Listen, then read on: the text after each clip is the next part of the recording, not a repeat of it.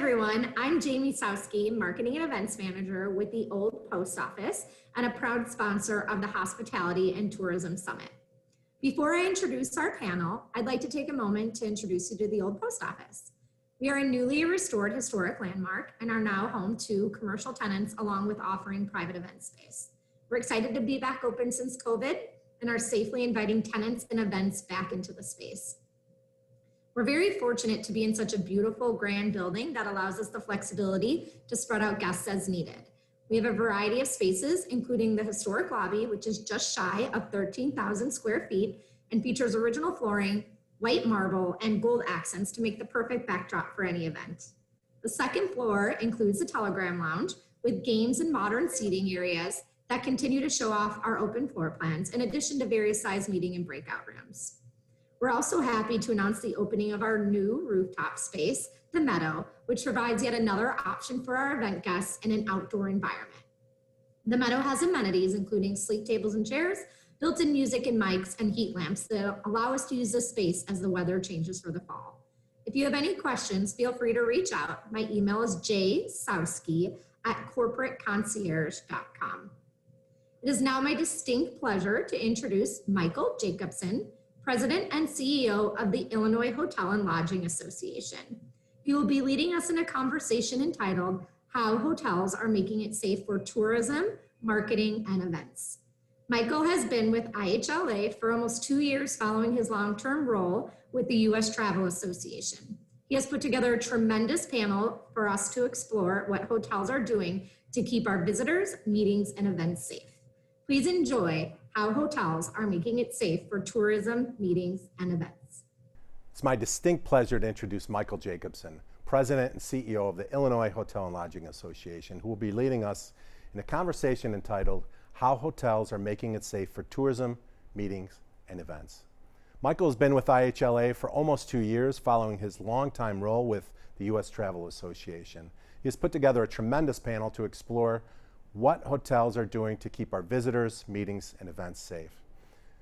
Please enjoy How Hotels Are Making It Safe for Tourism, Meetings, and Events. Well, thanks, Tim, for the introduction, and thanks for the opportunity to be here with you all today.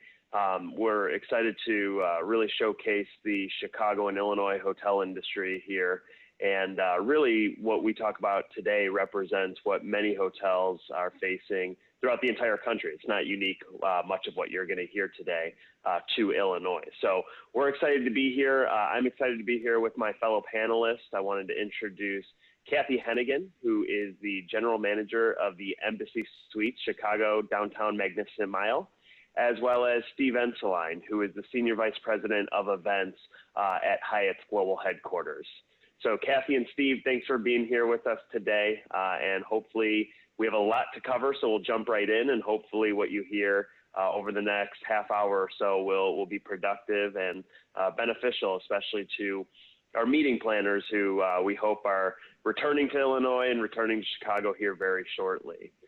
So before I jumped into the questions, I thought I'd just kind of give a general overview and landscape of what we're facing here in Illinois and particularly in the city of Chicago. So just like everybody else in the country, we came to a grinding halt at really the end of March, early April, when COVID really started picking up. And what I frequently say is that hotels were the first industry to be impacted by this as we started seeing conventions cancel, as well as smaller meetings within our hotels. And we're going to be one of the last industries to recover. And that's why we're doing a lot to try to regenerate that business and make sure that people not only feel safe, but are safe when traveling again. In terms of occupancy, here in Illinois, we really bottomed out in the month of April at about 22%. In July, which is the most recent month that we have data available at this point, we reached 39% occupancy throughout the state. So we're starting to see the recovery, not nearly where we typically are as a state in our hotel occupancy.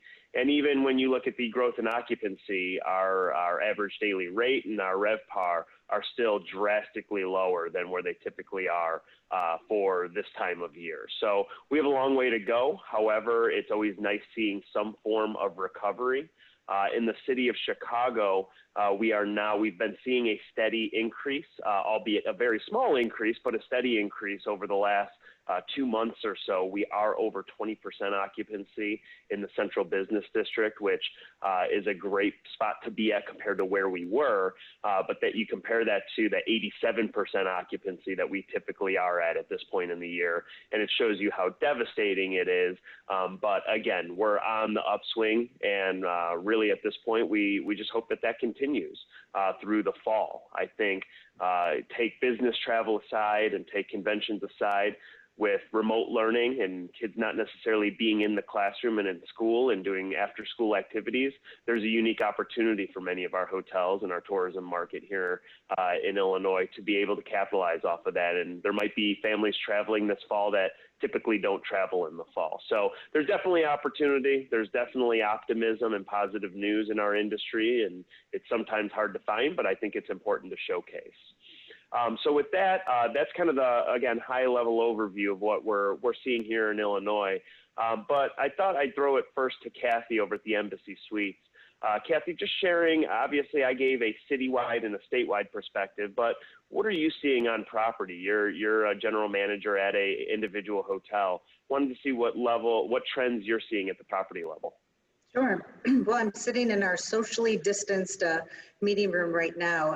As you can see, we've got the ballroom set up with chairs that are placed appropriately for a socially distanced event. And this is actually left over from an event that we had last month. So we are not seeing the level of meetings come back by any means. I think everyone is still waiting to see how everything plays out. What we're seeing more here at the hotel is transient business. So the leisure business, and thankfully we're close to Navy Pier and some of the activities here in downtown Chicago. So what's great, the blessing that's been, for a lot of families is being able to spend a lot of time together because they aren't able to do many other things. So being together, and they'll come down to the hotel and spend a weekend or just going around the city. As far as the group business, we really haven't seen that return yet. We've seen a lot of inquiries for wedding receptions. That seems to be a market that's really taking off at the moment.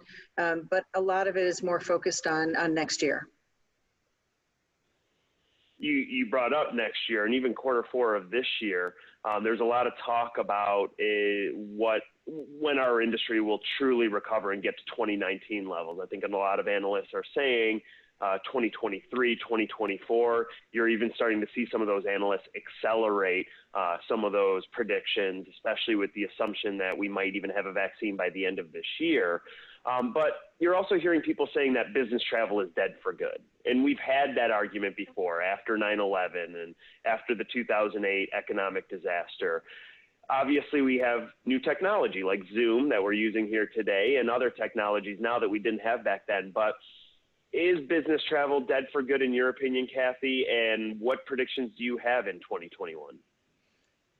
Well, I think predicting 2021 is anybody's prediction at this point. It's something that is going to be challenging to predict.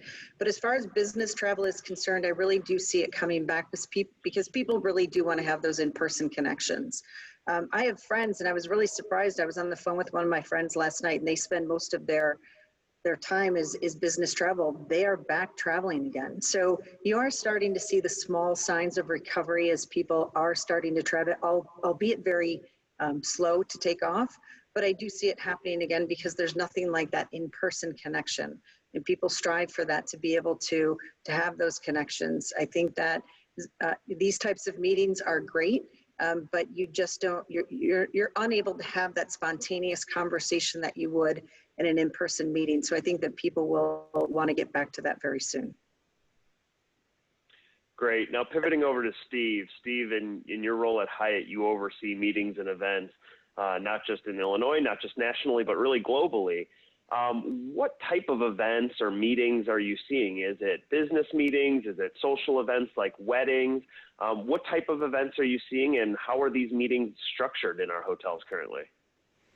Thanks, Michael. And, it's really different in every single area of the world. Not surprisingly, the pandemic began in China, and they are the area that's probably coming back most quickly right now. We have started to see areas of the United States pick up. Typically, those are the areas that are allowing larger gatherings of people to meet, particularly states like Texas and Florida. And we're starting to see traction there. We've seen very limited movement from a group standpoint in Europe and the Middle East or in India. So China's leading the way right now. Certain pockets of the Americas are probably the biggest things that we're seeing. In China, yeah, as Kathy said, there is business travel starting to come back. No, there aren't international meetings taking place. Most of the meetings that are taking place are small.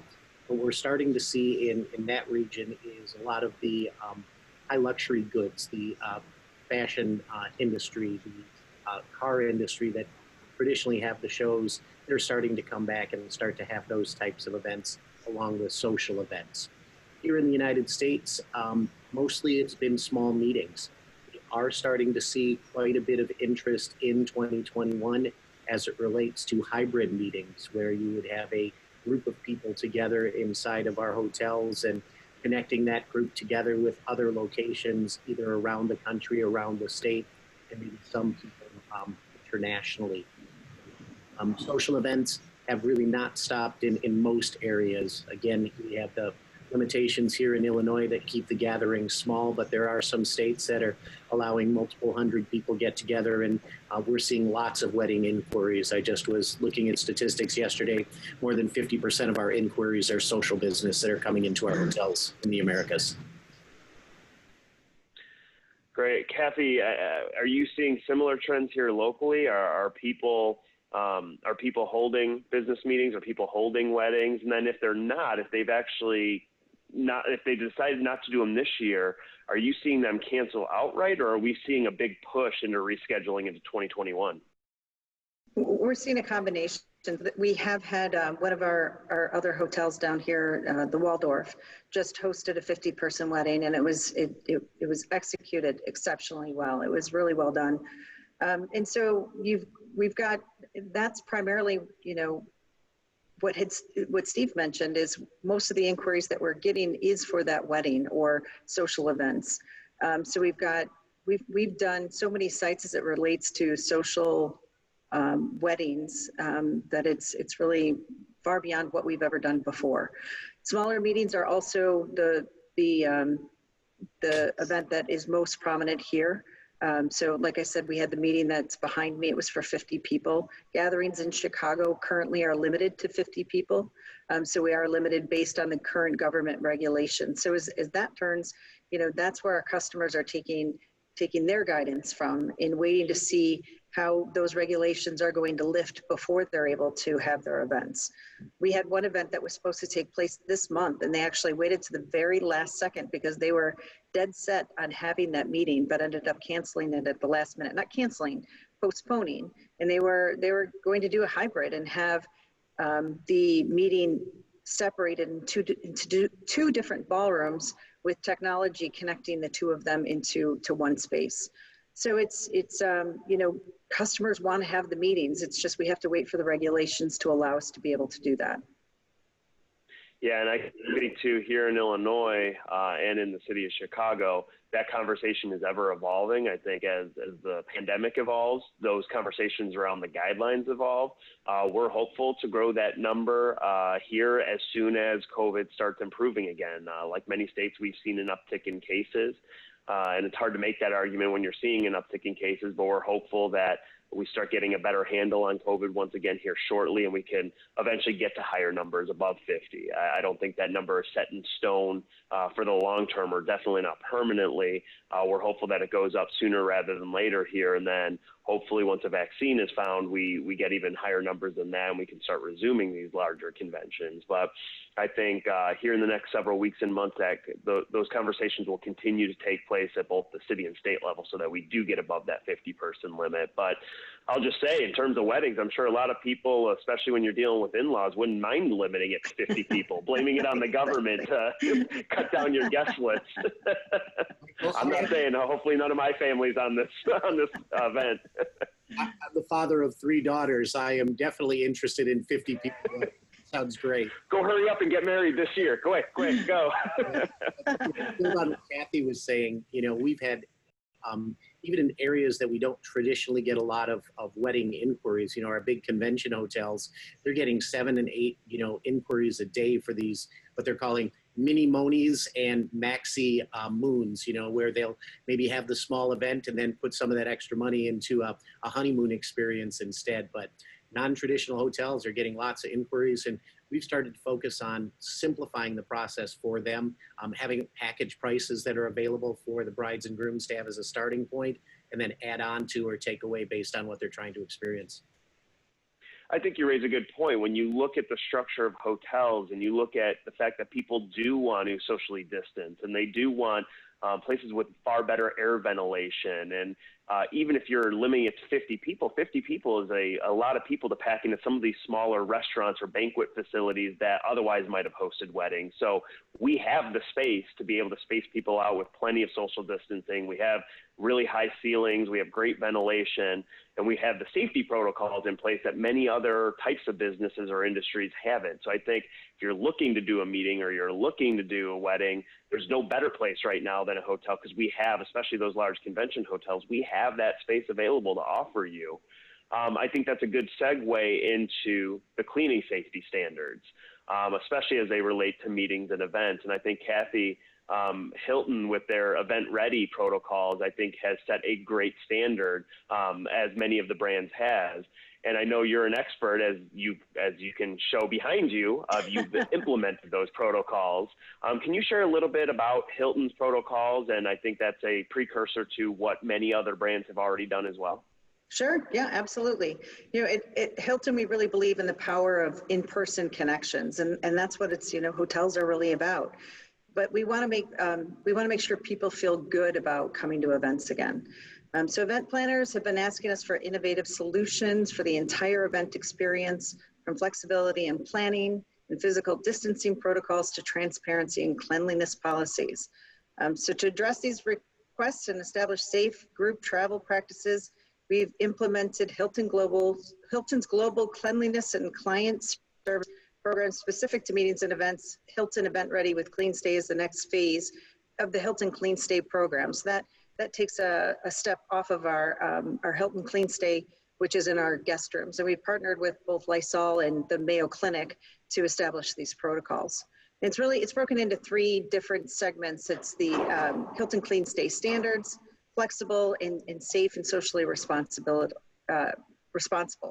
So with the Clean Stay standards, it's an elevated level of cleanliness and sanitation across the entire attendee experience. So it's making sure that, a cleaning protocol it's been completed, and we verified it with a checklist that we then give to the meeting planner. After the room is cleaned and sanitized, we actually have and I have props here. It's a seal that goes onto the door, and it's a event ready clean seal. So it's to make sure that room is event ready, and that seal does not get broken until the meeting planner goes to check on that room. The meeting planner or the event planner has a checklist that we've gone through. It's really extensive to talk about all of the touch points that have been addressed to ensure that room is event ready. We're also ensuring that our vendors are compliant with this practice as well, making sure that they send us their diagrams prior to the event so that we ensure that all those social distance protocols have been put in place. And the flexible part is making sure that we've got the sales and customer partnerships. So we want to make sure that we're working together to ensure that the events are the way that the event planners want them to be. So working with flexible contracts, dates, as well as size of meeting rooms, knowing that the typical size that you would have for a 10-person conference is probably going to look different now. It's not probably, it does look different now. And then what's really cool is that we've created this Hilton Event Ready Playbook. And the playbook was curated from many different disciplines across Hilton. And it gives the event planner the ability to see our space, before they even get here, and go through all of the things and offerings that we would have for them. So it gives guidance on the hybrid meetings, and we may see that moving forward with technology. So some of the meetings may not be full in person, and we'll have that hybrid component. So working closely with our AV partners to ensure that seamless transition. Wellness and creative networking, transportation, logistics, and community service. And then that last part is that the safe and socially responsible. So we want to make sure that we've got the safe social distancing placement throughout the entire event, ensuring that we have sanitation stations. So the sanitation stations would be at every level of the meeting space as it relates to high traffic areas. So the exit and entrance of the meeting space, near the restrooms, the food and beverage stations, just to make sure that we've got sanitation stations available throughout the space.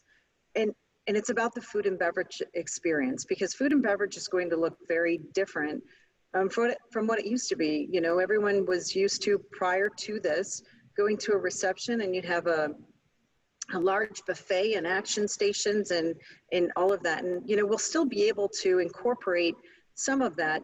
Those action stations will now have a chef who will be behind plexiglass to allow for that safety. Extreme levels of sanitation as it relates to the preparation of the foods in the kitchen and as it's being brought out by the banquet staff. And what's really cool is our chefs are incredibly excited about it, because it really allows them the ability to showcase their talents and expertise as it relates to creating these smaller individual types of meals or mini plates that would be available for guests. You know, so it's elevating the level of creativity to a point that, you know, our chefs are extremely excited about it. And then the environmental impact. Hilton has a program called Clean Stay. It allows the event planner to recognize what their environmental or their carbon footprint is on every single meeting and event that takes place.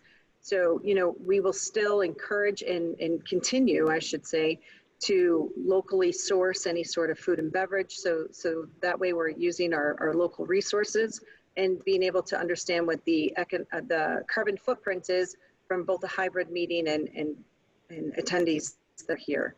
And just community service, still, you know, instilling that community service as it relates to all meetings and events that take place. But we're really excited about the program.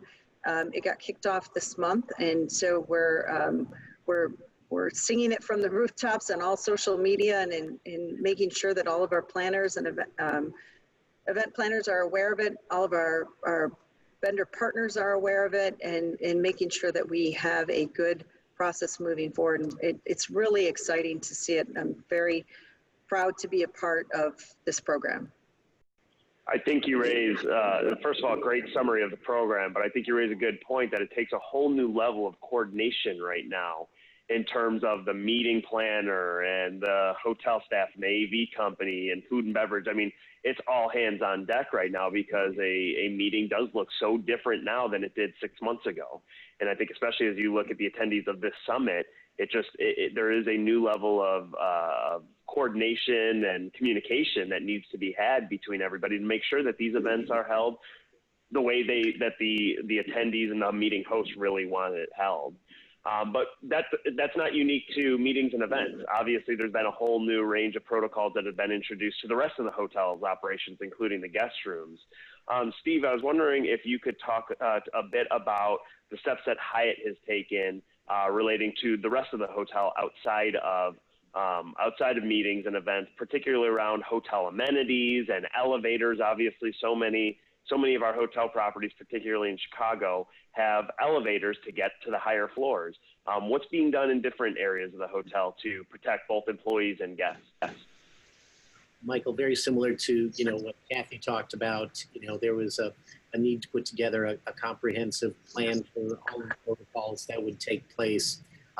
We worked very closely with the Cleveland Clinic and with the Global Biorisk Advisory Council, and spend a large amount of time talking to customers and guests to really develop our program, which is our global care and cleanliness commitment that we have at all of our hotels. And we really looked at everything from all of the touch points that a guest would experience, from how they make their reservation to the information they get before they come to the hotel, to what that arrival experience would be, all the way through departure, Michael. So maybe I'll just walk through a few of the different areas and talk about the things that have changed. So again, many changes on our website, many changes in the communication about what's different at our hotels, what they can expect from our colleagues, what they can expect as they start to, think about looking at what services are available inside of all of the hotels.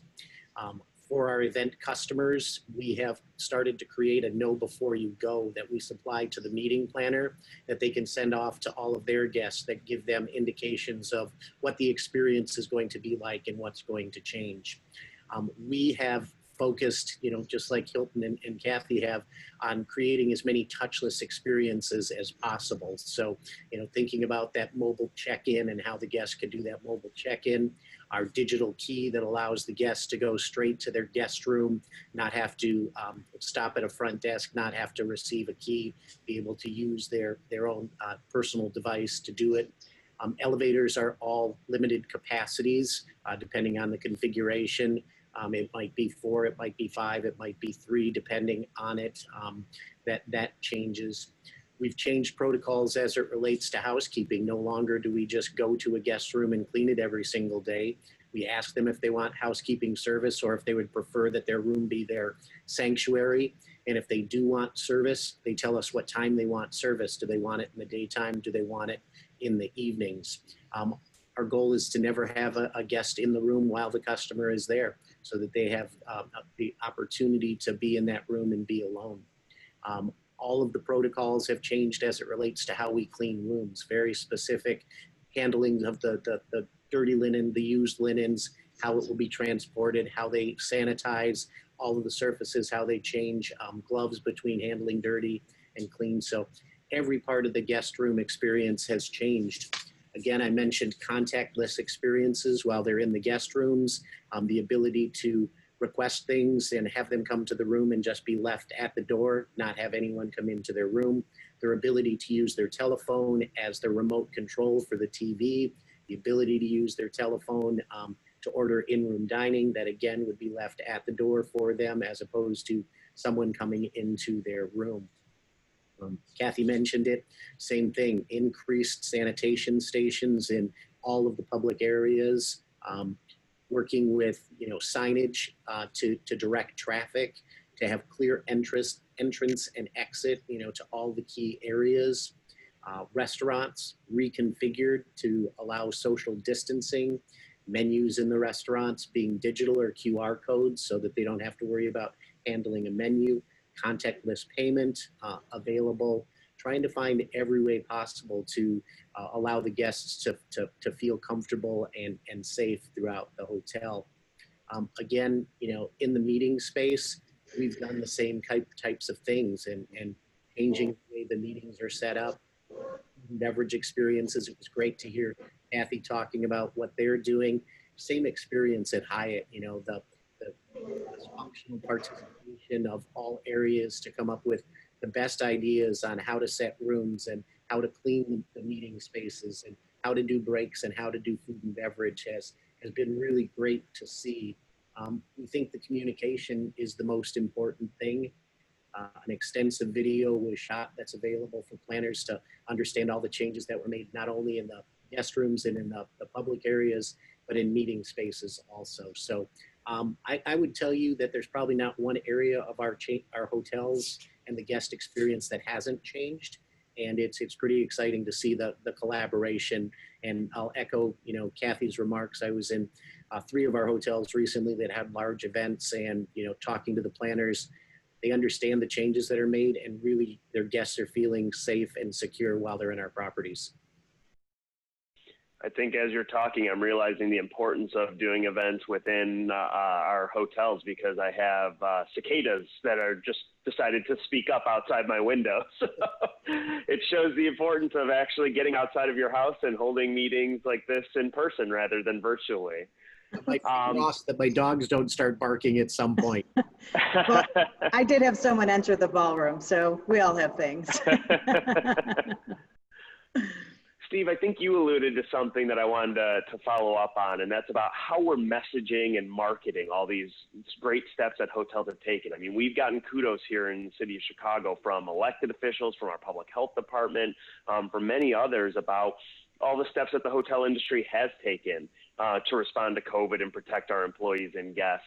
But many people still are not aware of that. And even if they are aware of that, their guests, individual guests, whether they're traveling for leisure or other purposes, are many times calling hotel front desks when they're booking or when they're checking in to get explained these protocols to them. Or planners are dealing with directors of sales saying, tell us about these protocols.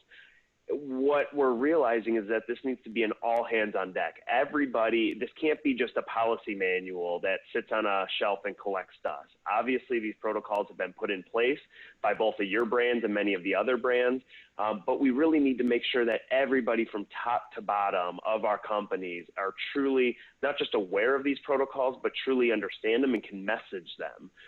Kathy, can you speak a little bit to how you're communicating with both your staff and customers to achieve this and really be able to message these protocols appropriately?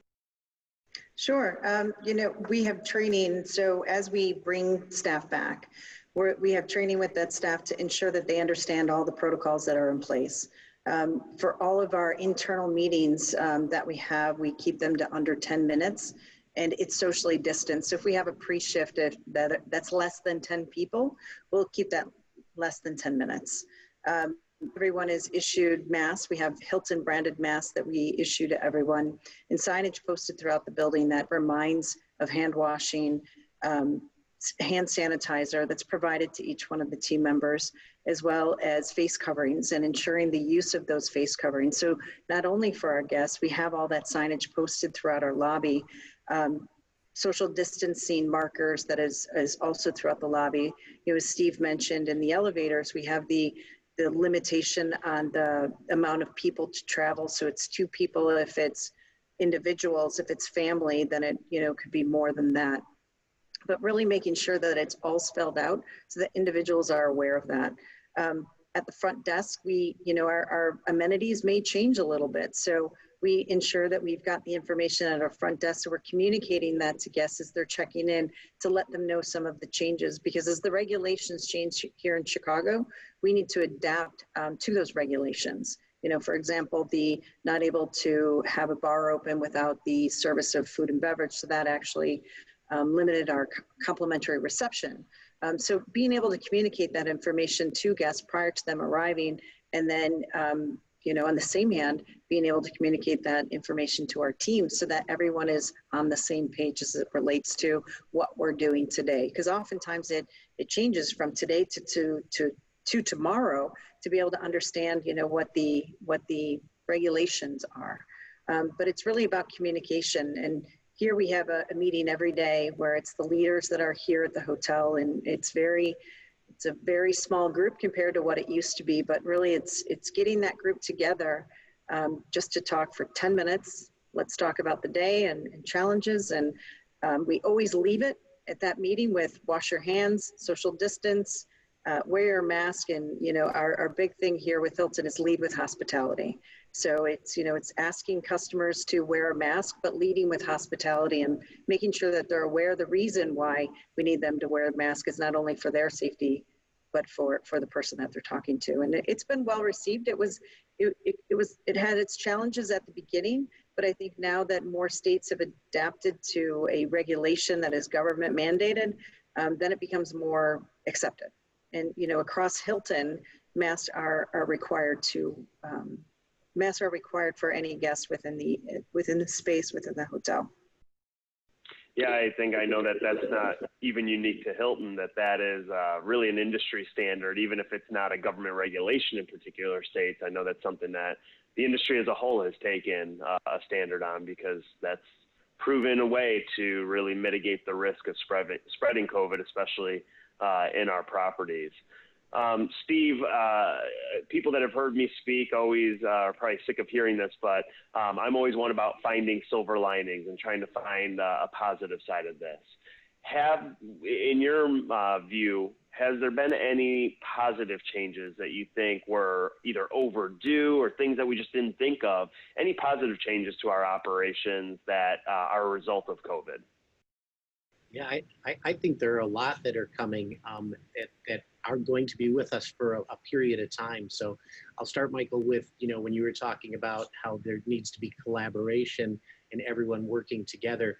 We have seen that more with planners in this era than we have before. So many times we were communicating back and forth on faxes and, or faxes, showing how old I am, communicating back and forth on emails, and, you wouldn't have that face-to-face conversation. Now it's incredibly collaborative between the planner and our teams at the hotel about what the event is all about, what we need to do, how we might have to change the agendas, really understanding what the needs are. So I think that collaboration piece is a really good thing that will stay with us for a period of time. I started to talk about the contactless service experiences, and I think those are going to start to get much more adoption and be much more popular and will be with us for an extended period of time. We had the digital key, pre-COVID, and the use rate was not very high. Now the use rate has increased dramatically, and I think that that type of experience and the remote now being your phone and being able to do things digitally, I think is really a great thing for us.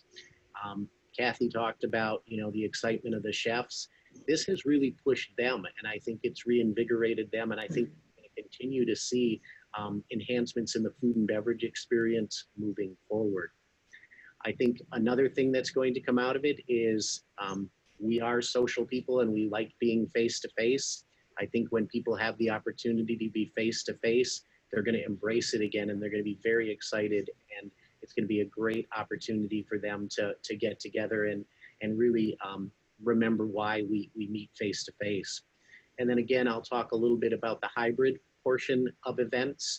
I think everyone thought that was going to be something that really came out after the 2008 recession, that hybrid was going to take off. It really didn't. I think now everyone's really used to these virtual meetings, and I think obviously it's not our long-term solution, but I think now when we get to a point where people can meet inside of our hotels, I think events are going to expand because of the hybrid component, and people that weren't going to be able to attend a 3-day meeting be able to connect into the meeting for a portion of it, for the general sessions, to hear a speaker or participate in a key meeting at some point during the conference. So those are a few of the things that I think are going to stay with us long term, and I think be very positive. I think you raise a good point around pent-up demand, and there's so much talk about right now and helping our industry recover through pent-up demand of leisure travelers, of people just itching to take their vacation that's been canceled in 2020. But that's certainly the case with business travel too. I was talking to someone in Washington, D.C. just yesterday, and she was like, we should have seen each other 2 or 3 times by now with how many trips she makes to Chicago and I make to D.C. And in the business world, there's so much pent-up demand, and there's a business deal can't be made over Zoom. It just can't happen. If you're making a business deal, or if you're doing a training or convention, it needs to be done face-to-face. And I think as helpful as these technology products have been in the interim, I think people appreciate that now more than ever, how much we do miss that face-to-face interaction. One thing that, as we're talking about planners and meetings and events held within our hotels, so often we've come to depend on the concierge in our lobbies to disseminate information about what to do, especially for event attendees. And as we're talking to planners, unfortunately, that has been a big casualty of the COVID amongst many other roles within our hotels. With many concierge not working currently, not at our hotel, I'll let Kathy or Steve, whoever wishes to answer this one. Who are we really leaning on, or who are we kind of retraining or kind of talking to send visitors and guests their way to disseminate this information on not only safety protocols within the hotel, but things to do outside of the hotel? Sure, I can talk about that because we've been managing that process, through the start of the pandemic. All of our team was actually already trained in some of the concierge related responsibilities to be able to communicate that information to our guests. I think more than ever, we have a concierge board that's actually available right next to our front desk.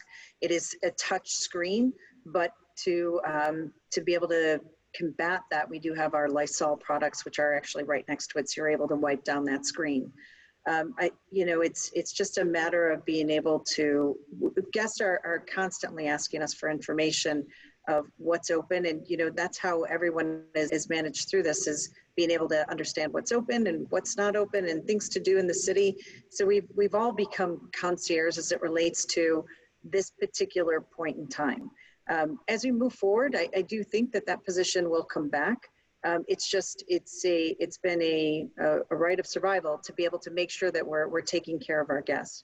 So that cross training that we had in place has actually served us well, and having the in lobby experience available to guests has also been very helpful. That's great. Well, I think we are running out of time, so we're excited here in Illinois to welcome everybody back, especially once we get some of these government guidelines lifted and COVID continues to improve. I know I don't have to tell you when I say that Chicago and the state of Illinois are second to none in terms of meetings, events, social gatherings, or just leisure traveler. So we're excited to have everybody back, and we have plenty of hotel properties, world-class hotels, ready to welcome you when that time is right. But in the meantime, when we talk about things like coordination and communication, we are so appreciative of everyone across every segment of the industry, whether it's planners, whether it's our own hotel staff, whether it's others in the hospitality community, because we are all in this together. I know we hear those few words so often, but I don't think it rings truer than in the hospitality industry. So it's been a tough few months, and it looks like there's a couple tough months still to come, but we're going to come out of this stronger than ever before, especially with a lot of the protocols you just heard about. So Kathy and Steve, in the spirit of collaboration, not just today, during this session, but thanks for all that you've done for the industry, not just here in Illinois, but really nationally and internationally, to help us rebound and help us learn from each other and